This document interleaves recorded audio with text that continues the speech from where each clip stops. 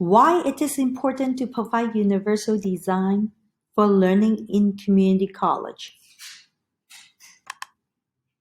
What is Universal Design for Learning? UDL. The UDL framework was defined by researchers at the Center for Applied Special Technology in the late 80s. This insight provides a new goal, which is eliminate barriers in the design of the learning environment.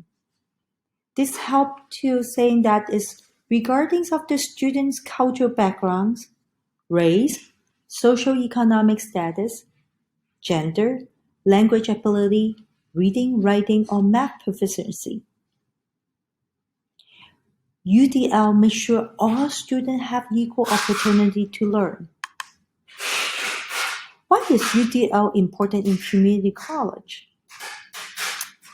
Increasingly diverse student population in community college. It is important to design and deliver curriculum by reducing barriers to both face-to-face and online instructions. Students from diverse backgrounds, as you can see the photo, and needs learn differently and can benefit from having a variety of learning formats, flexible assessment, and tools to help.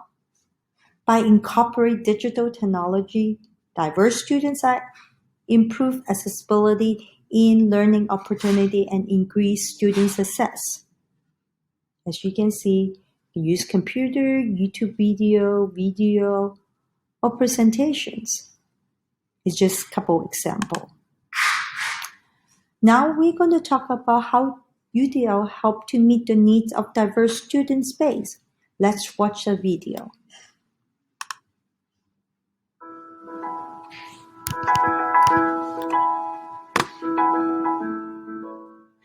Imagine you went into a big clothes store, and all that was on sale was one type of outfit, in one size, with no thought given to different individual body shapes or personalities. That would be crazy, right? Expecting everyone to be able to fit into the same size and express themselves in the same colour and style? Yet in many cases, that's exactly what is happening in our education system. When it comes to learning, variability is the rule, not the exception. And our college campuses are now grappling with the demands of an increasingly diverse cohort of learners, with increasing numbers of international students, students from different cultural and socio-economic backgrounds, mature students, and students with disabilities. Despite this, curriculums are still designed for the mythical average learner, and all are expected to engage and learn on the same terms. Not enough flexibility is built in at the design stage to give all students equal opportunities to learn in ways that play to their own strengths. So, how can our institutions respond to these challenges? Enter Universal Design for Learning, or UDL for short. UDL is an educational framework that guides the design of learning goals, materials, methods, and assessments, as well as the policies surrounding these curricular elements, with the diversity of learners in mind. The framework was developed by US organization CAST and is based on research in the field of neuroscience. It promotes 3 core principles for educators to build into their teaching practice, calling on them to provide students with multiple means of engagement, representation, and action and expression. The framework includes a set of guidelines on how you can turn these principles into practice. For example, by fostering collaboration with the introduction of group work with clear goals, roles, and responsibilities. By using different types of media to support learning and ensuring that all materials are accessible. And by providing a choice of assessment instruments while maintaining robust learning outcomes. You are probably already including some UDL elements in your practice without realizing it, and there's much more to explore. So don't be afraid to let Universal Design for Learning give you a new lens through which to look at your teaching and learning practice and help you to better reach all of your students. For more information and resources, visit ahead.ie/UDL.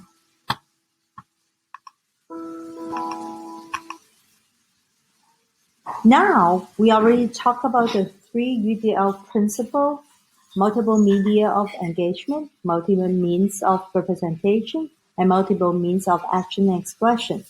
Let's look at it in more detail. Engagement.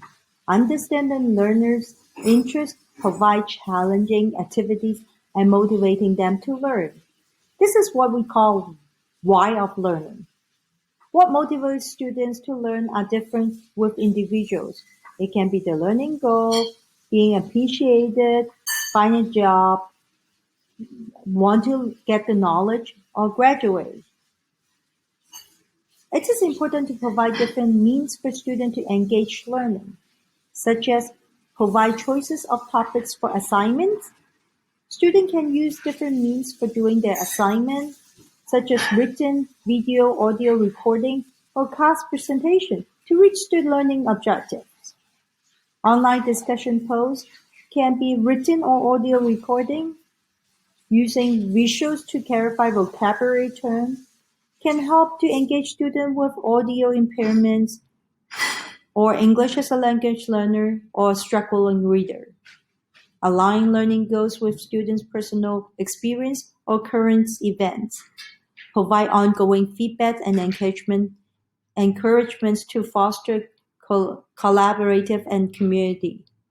Using rubric for clear grading and evaluating to enhance learners' motivations, create opportunities for student self-reflections.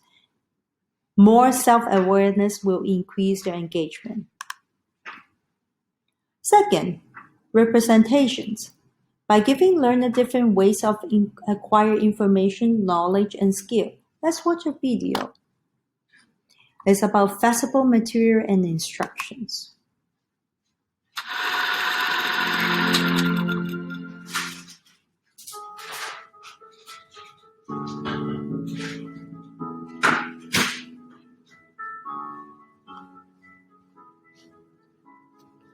I find it really beneficial when lecturers break up the class structure. I do a lot of classes where we have the first hour is sitting, listening, reading from the board, whatever it may be. And then the second half of the class is actually going out and doing what you've just learned, whether it's shooting footage or recording audio or whatever it might be. And at the same time, then it's great when lecturers give you the option to deliver your assignments in a different way. I struggle with essays quite a bit. I struggle to get my point across. I just repeat all the time. But I pride myself on my presentation skills and just being able to stand up and speak in front of a room. So it's really great when lecturers give you the option to be able to choose what delivery suits you best so you can get the best results.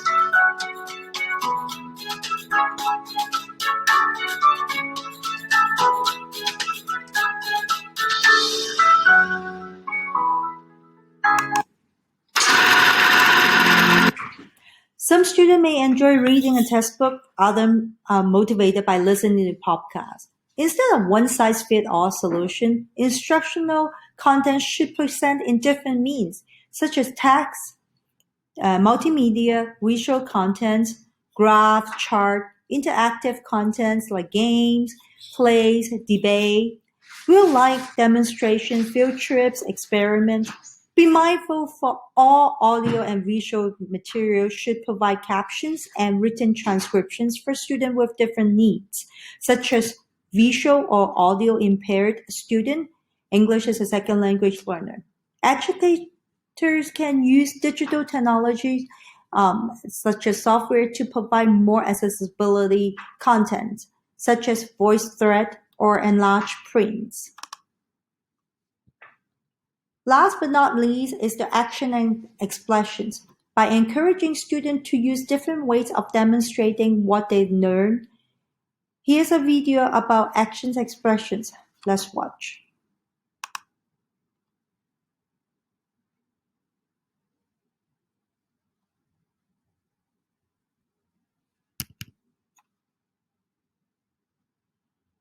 Provide options for expression and communication.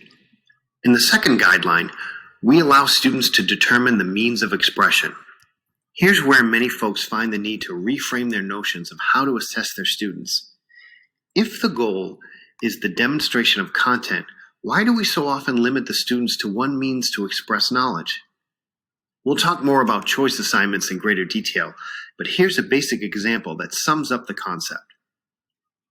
If I want students to demonstrate their understanding of the four main causes of World War I, must that assessment be the classic expository essay? What about an oral presentation, a skit, an infographic, or some other media? Unless I also have a goal for expository writing, I should give students the flexibility to express their knowledge in the manner that makes the most sense to them. This guideline really challenges teachers to widen their lens when viewing valid methods for student expression. Use multiple media for communication. Some mediums of expression may not be accessible or the most effective for all students. For example, some students will be whizzes with video, but you may have others who are absolute novices. By providing options for multiple forms of media, students can communicate their ideas in the manner which is the most effective for them. For example, could you harness the power of social media to create dialogue and shared knowledge among the student community? Even within one form of communication, can you provide multiple tools? For instance, if the task is to create a poster, how many different artistic mediums can you offer the students in the creation of that poster? Use multiple tools for construction and composition. What tools can you provide to aid in student expression, unhindered by variance in spelling and grammar capabilities? Think about spell checkers, word predictors, sentence starters, and other tools. All of these tools are to allow learners to take an active role in their learning and expression of knowledge. Just as we discussed in the previous guideline, you will need to support students in utilizing these various tools and media. Build fluencies with graduated levels of support for practice and performance. You'll need scaffolds and supports for each medium of expression so that all students have the flexibility to interact and express their knowledge. That's where we come to graduated levels of support. How can we meet students where they are and help them move to where their goals dictate they should be?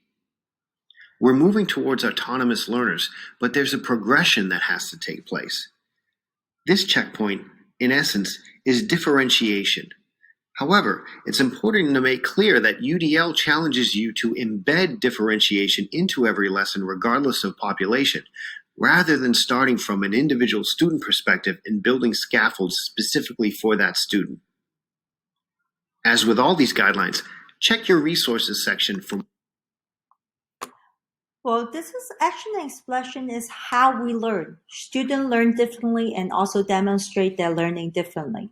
Educators should give students flexibilities, provide more than one option to show what they learn without changing their student learning outcomes. Learning assessment should not be limited of traditional tests and exam, such as projects, portfolio, role play, real-life case study, and any other mediums such as using technology and social media. Thank you.